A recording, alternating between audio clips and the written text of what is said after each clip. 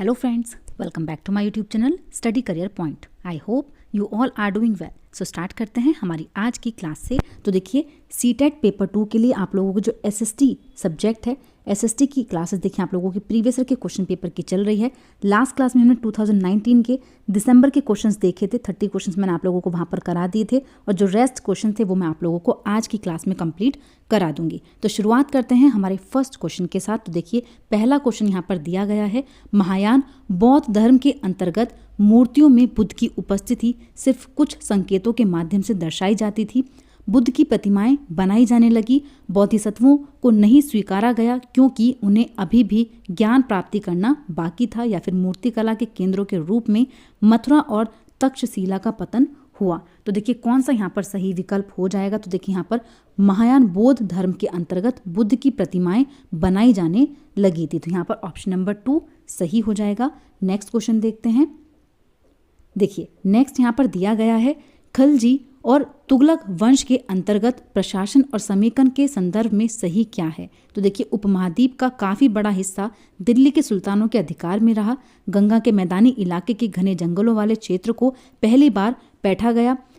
Next है, दिल्ली से बंगाल जैसे सुदूर प्रांतों का नियंत्रण कठिन था। अलाउद्दीन खिलजी और मोहम्मद तुगलक गंगा के मैदानी इलाकों पर जोर जबरदस्ती अपना अधिकार लंबे समय तक रख पाए। तो देखिए दोनों के अंतर्गत कौन सा यहाँ पर सही विकल्प होगा। तो देखिए वो है ऑप्शन नंबर 3 कि दिल्ली से बंगाल जैसे सुदूर प्रांतों का नियंत्रण कठिन था। तो यहाँ पर ऑप्शन नंबर 3 जो है वो बिल्कुल सही है। नेक्स्ट देखिए, जनजातीय लोगों के इतिहास के पुनर्निर्माण में कौन सा कथन देखिए यहाँ पर नेगेटिव है, गलत पूछा गया है। समकालीन इतिहासकार और मुसाफिरों ने जनजातियों के बारे में बहुत कम जानकारियां दी हैं। अधिकांश जनजातीय समूहों ने लिखित दस्तावेज रखा है। जनजातीय लोगों ने समृद्ध रीति रिवाजों और मौखिक परंपराओं का संरक्षण किया है, या फिर जनजातीय समाज अपनी विविध किस्म की ज़रूरतों के लिए एक दूसरे पर निर्भर रहे। तो देखिए कौन सा यहाँ पर सही विकल्प है। तो देखिए ऑप्शन नंबर 2 यहाँ पर सही हो जाएगा। कौन सा, अधिकांश जनजातीय समूहों ने लिखित दस्तावेज रखा, ये यहाँ पर क्या है, नेगेटिव है। नेक्स्ट देखिए 1857 के विद्रोह के बाद अंग्रेजों ने किस प्रकार भारत पर अपने नियंत्रण को समेकित किया। ईस्ट इंडिया कंपनी के सारे अधिकार ब्रिटिश साम्राज्य के हाथ में सौंपकर, ताकि भारतीय मामलों को ज़्यादा बेहतर ढंग से संभाला जा सके।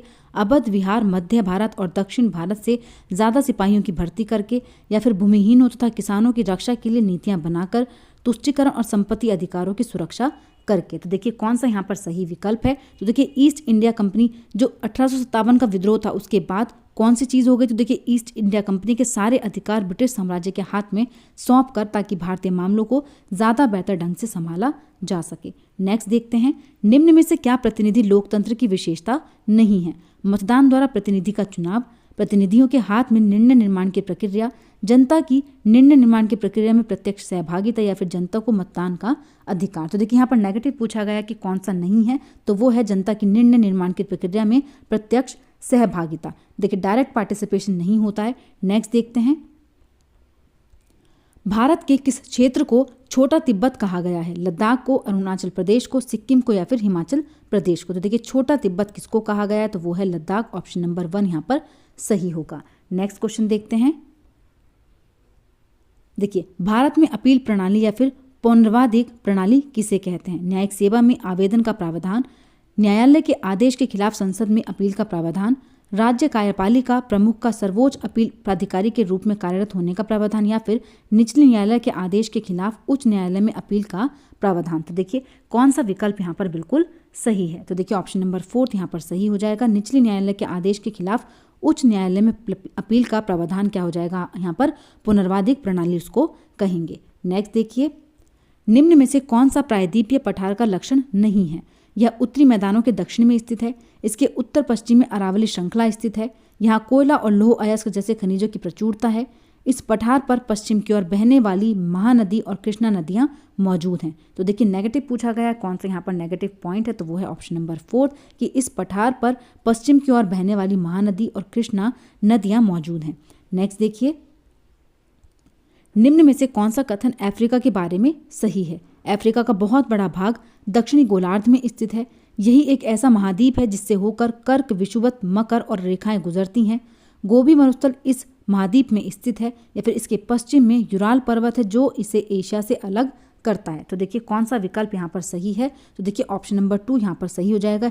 यही एक ऐसा महाद्वीप है जिससे होकर के कर्क, विषुवत, मकर तीनों रेखाएं ही गुजरती हैं। नेक्स्ट देखिए, भारत के दक्षिणी भागों विशेषकर तमिलनाडु और आंध्र प्रदेश में शरद ऋतु में वर्षा होती है क्योंकि पवन स्थल भागों से लौटकर बंगाल की खाड़ी की ओर बहती है। पवन अरब सागर से बंगाल की खाड़ी की ओर बहती है, पवन बंगाल की खाड़ी से अरब सागर की तरफ बहती है, या फिर पवन स्थल भागों से लौटकर अरब सागर की ओर बहती है। तो देखिए कौन सा यहाँ पर सही ऑप्शन हो जाएगा, तो देखिए पवन स्थल भागों से लौटकर बंगाल की खाड़ी की ओर बहती है। नेक्स्ट देखते हैं, देखिए जन स्वास्थ्य के क्षेत्र में कोस्टा रिका उपागम किसे कहा गया है। स्वास्थ्य और सुरक्षा पर एक समान खर्च करना, सुरक्षा बजट पर स्वास्थ्य बजट से ज़्यादा खर्च करना, सैन्य बल ना रखना ताकि जन स्वास्थ्य पर खर्चा किया जा सके, सेना के जवानों के स्वास्थ्य पर खर्चा करना। देखिए कौन सा यहाँ पर सही विकल्प होगा, तो देखिए सैन्य बल ना रखना ताकि जन स्वास्थ्य पर ज़्यादा खर्चा किया जा सके, ये कोस्टा रिका का उपागम होता है। नेक्स्ट देखिए, 1997 में भारतीय उच्चतम न्यायालय ने विशाखा निर्देश की रचना महिलाओं को यौन उत्पीड़न से बचाने के लिए की थी, गाड़ियों में, कार्यस्थलों पर, वैवाहिक संबंधों में या फिर सड़कों पर। तो देखिए कौन सा यहाँ पर सही विकल्प है, तो देखिए कार्यस्थलों पर, यहाँ पर ऑप्शन नंबर 2 बिल्कुल सही होगा। नेक्स्ट देखते हैं, देखिए निम्न में से कौन भारत में एक राज्य के राज्यपाल की नियुक्ति करते हैं। विधानसभा के सदस्य करते हैं, संसद के सदस्य करते हैं, केंद्र सरकार करती है या फिर अटॉर्नी जनरल करते हैं। तो देखिए कौन सा यहाँ पर सही पॉइंट होगा, तो देखिए ऑप्शन नंबर 3 बिल्कुल सही है। सेंट्रल गवर्नमेंट करती है, केंद्र सरकार यहाँ पर करती है। नेक्स्ट देखिए, निम्न में से कौन ग्रामीण प्रशासनिक अधिकारी नहीं है। पटवारी है, नगर निगम बोर्ड काउंसलिंग है, या फिर भूमि रिकॉर्ड अधिकारी है, या फिर लेखपाल है। तो देखिए यहाँ पर कौन सा नहीं है जो ग्रामीण प्रशासनिक अधिकारी नहीं है, तो यहाँ पर कौन सा विकल्प नेगेटिव है, तो देखिए वो है ऑप्शन नंबर 2 नगर निगम बोर्ड काउंसलर। ठीक है, तो ऑप्शन नंबर 2 यहाँ पर सही होगा। नेक्स्ट देखते हैं, देखिए नेक्स्ट यहाँ पर है वन अधिकार कानून 2006 अपने शीर्षक में कौन सी श्रेणी के अधिकारों को स्वीकारता है। अनुसूचित जनजातियां, अनुसूचित जातियां, आर्थिक रूप से पिछड़े वर्ग या फिर अति पिछड़ी जातियां। तो देखिए कौन सा यहाँ पर सही विकल्प हो जाता है, तो वो है अनुसूचित जनजातियां। नेक्स्ट देखिए, द्वितीयक स्रोत का एक उदाहरण है भारत का संविधान, जनगणना रिपोर्ट, जन्म और मृत्यु के पंजीकरण रिकॉर्ड, या फिर हमारे अतीत कक्षा 6 के लिए NCERT की इतिहास की पाठ्य पुस्तक। तो देखिए कौन सा यहाँ पर सही हो जाएगा, तो देखिए जो पाठ्य पुस्तकें होती हैं, कवि द्वारा लिखी गई रचनाएं होती हैं, जिनसे मतलब हम वो सोर्स जिनसे हमें सूचनाएं मिलती हैं, बहुत समय बाद हम उसको पढ़ करके सूचनाएं ग्रहण कर सकते हैं, वो होते हैं द्वितीयक स्रोत। तो यहाँ पर देखिए ऑप्शन नंबर 4 सही हो जाएगा, हमारी पाठ्य पुस्तक कक्षा 6 के लिए NCERT के इतिहास की पाठ्य पुस्तक। नेक्स्ट देखते हैं, देखिए भारतीय उच्चतम न्यायालय द्वारा दिए गए D.K. बासु निर्देश क्या हैं। कार्यस्थल पर यौन उत्पीड़न की रोकथाम के लिए निर्देश, बच्चों के हानिकारक रोजगारों से बचाव के निर्देश, घरेलू हिंसा से महिलाओं के बचाव के निर्देश, या फिर गिरफ्तारी, नजरबंदी और पूछताछ के दौरान पुलिस द्वारा पालन की जाने वाली प्रक्रियाओं से जुड़े निर्देश। तो देखिए कौन सा यहाँ पर सही विकल्प होगा, तो देखिए गिरफ्तारी, नजरबंदी और पूछताछ के दौरान पुलिस द्वारा पालन की जाने वाली प्रक्रियाओं से जुड़े निर्देश यहाँ पर सही हो जाएगा। नेक्स्ट क्वेश्चन देखते हैं, देखिए नीचे दिए गए कथनों पर विचार कीजिए। परीक्षाएं तंत्र की सुविधा के लिए निर्मित कृत्रिम परिस्थितियां, न कि व्यक्तिगत शिक्षार्थी के लिए। स्मृति परीक्षण से दूर दक्षताओं के परीक्षण पर जोर के रूप में बदलाव सामाजिक विज्ञान की कक्षाओं में तनाव को कम करेगा। तो देखिए कौन सा यहाँ पर विकल्प सही हो जाएगा, तो देखिए यहाँ पर A और B दोनों ही विकल्प यहाँ पर बिल्कुल सही हैं। नेक्स्ट देखिए, सामाजिक विज्ञान के अध्यापक या फिर अध्यापिका का मुख्य उद्देश्य क्या होना चाहिए। शिक्षार्थियों से प्रतिस्पर्धा जागृत करना, देखिए कंपटीशन को बढ़ावा नहीं देना है।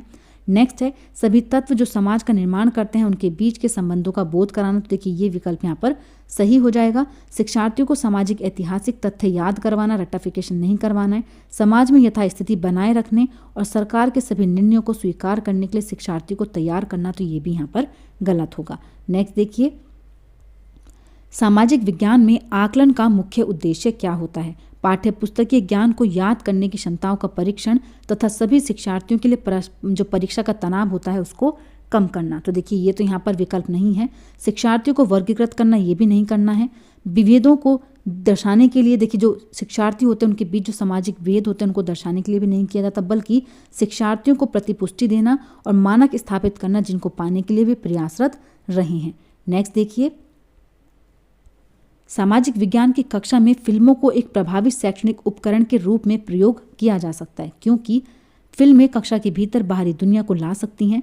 फिल्में अनदेखे और अनसुने संदर्भों को खोजने की शक्ति से प्रेरित करती हैं। फिल्में ऐसी कहानियां या फिर संवाद और छवियों को सामने लाती हैं जो जीवन में हमसे दूर हो सकती हैं, या फिर फिल्म एक वस्तुनिष्ठ माध्यम है जो छात्रों को एक ही तरीके से अपने विचार प्रस्तुत करने के लिए प्रोत्साहित कर सकती हैं। तो देखिए यहाँ पर कौन सा विकल्प है जो सही हो जाएगा। तो देखिए ए भी सही है, बी भी सही है और सी भी सही, लेकिन डी यहाँ पर गलत है। ऑप्शन नंबर 1 यहाँ पर सही हो जाएगा। नेक्स्ट देखते हैं। देखिए नेक्स्ट है, कक्षा में मानचित्र के प्रयोग के संदर्भ में कौन सा कथन सही है। मानचित्र एक सामाजिक राजनीतिक निर्मित है। चिरकाल से उत्तर को सदा सभी राजनीतिक सामाजिक संदर्भों में मानचित्र में ऊपर दर्शाया गया है। मानचित्र एक त्रिआयामी साधन है, या फिर शिक्षार्थियों में समय की अवधारणा को विकसित करने के लिए मानचित्र एक सहायक सामग्री है। तो देखिए कौन सा विकल्प यहाँ पर सही है। तो देखिए यहाँ पर केवल ए ही पॉइंट बिल्कुल सही दिया गया है। मानचित्र एक सामाजिक राजनीतिक निर्मित है, लेकिन यहाँ पर और सारे पॉइंट बिल्कुल गलत हैं। नेक्स्ट देखिए, शिक्षार्थियों के जीवन से अधिगम को जोड़ने में प्रयास में सामाजिक विज्ञान के शिक्षक को क्या चाहिए। विषय वस्तु में विविध सांस्कृतिक दृष्टिकोणों को जानबूझकर एवं सुस्पष्ट शामिल करें। कक्षा में शिक्षार्थियों को उनके निजी और जो पारिवारिक संदर्भ होता है उसे चिन्हित करना, या फिर शिक्षार्थियों को अपने उदाहरणों और अनुभवों को कक्षा में साझा करने के लिए मौके दे। तो देखिए कौन सा यहाँ पर सही पॉइंट हो जाएगा। तो देखिए यहाँ पर ए भी सही है, इसके अलावा सी भी सही है, लेकिन शिक्षार्थियों को उनके निजी और पारिवारिक संदर्भ से चिन्हित करना ये यहाँ पर उद्देश्य नहीं है। कौन सा सही हो जाएगा। तो केवल ए और सी पॉइंट यहाँ पर सही हैं। नेक्स्ट देखते हैं।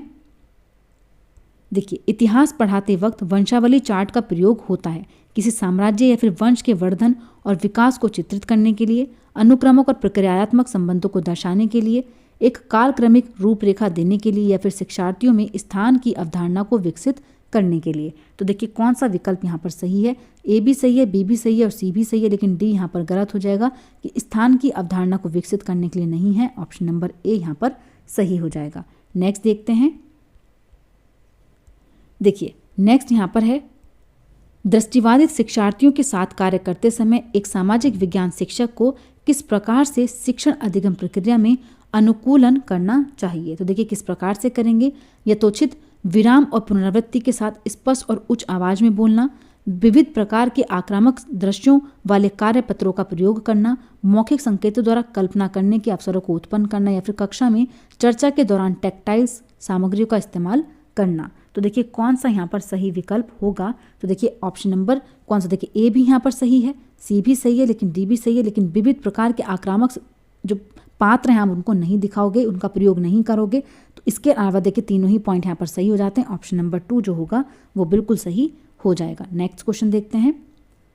देखिए सामाजिक विज्ञान शिक्षण में प्रोजेक्ट विधि के कथनों पर विचार करें। यह उपयोगितावादी दृष्टिकोण से प्रेरित है, यह शिक्षार्थियों को खोजी बना देता है, यह पूर्ण रूपेण एक शिक्षक केंद्रित विधि है, या फिर यह स्वयं निर्देशित क्रियाकलापों द्वारा अधिगम को मानती है। तो देखिए कौन सा यहाँ पर सही विकल्प हो जाएगा। तो देखिए ऑप्शन नंबर 3 यहाँ पर सही है। ए, बी और डी, सी यहाँ पर सही नहीं होगा कि ये शिक्षा केंद्रित विधि है। नेक्स्ट देखते हैं।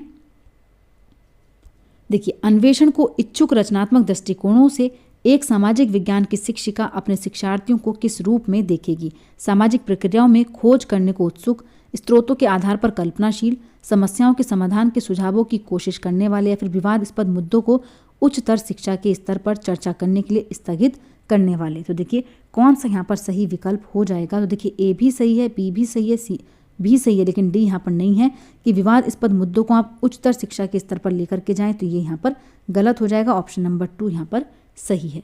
नेक्स्ट देखिए, सामाजिक विज्ञान के पाठ्यचर्या को अधिक समावेशी बनाने में निम्न में से कौन सा सहायक हो सकता है। पाठ्यचर्या को जेंडर संबंधी मुद्दों से जोड़ना, कक्षा में एक रूप निर्देश और एक निश्चित शिक्षण शैली का इस्तेमाल करना, विभिन्न स्रोतों को शामिल करना, आधिकारिक और निम्न वर्गीय प्रसंगों के एक परीक्षा पत्र सभी विद्यार्थियों के लिए। तो देखिए कौन सा यहाँ पर सही पॉइंट होगा। तो देखिए ए भी यहाँ पर सही है, पाठ्यचर्या को जेंडर संबंधी मुद्दों से जोड़ना, और यहाँ पर देखिए सी भी आप लोगों का सही है कि विभिन्न स्रोतों को शामिल करना, ये भी सही है, लेकिन एक रूप निर्देश देना और परीक्षा पत्र सभी शिक्षार्थियों के लिए एक ही, तो वो भी यहाँ पर गलत होगा। तो केवल ए और सी पॉइंट यहाँ पर क्या हो जाएंगे, सही हो जाएंगे। नेक्स्ट क्वेश्चन देखते हैं। देखिए, विद्यार्थियों को विवेचनात्मक होना क्यों सीखना चाहिए? कमियों को इंगित करने के लिए एवं लगभग सभी चीज़ों पर दोषदर्शी होने के लिए, समाज में यथास्थिति बनाए रखने के लिए, या फिर यह समझने के लिए कि मुद्दे उनकी खुद की ज़िंदगी से कैसे जुड़े हुए हैं, या फिर एक रूप समशील दृष्टिकोण की कद्र करने के लिए। तो देखिए कौन सा यहाँ पर सही पॉइंट होगा।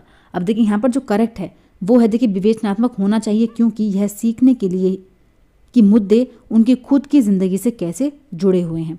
नेक्स्ट देखते हैं। देखिए आज की जो क्लास है वो आप लोगों की यहीं पर कंप्लीट होती है। जितने भी क्वेश्चन आप लोगों के थे वो सारे कंप्लीट हो चुके हैं।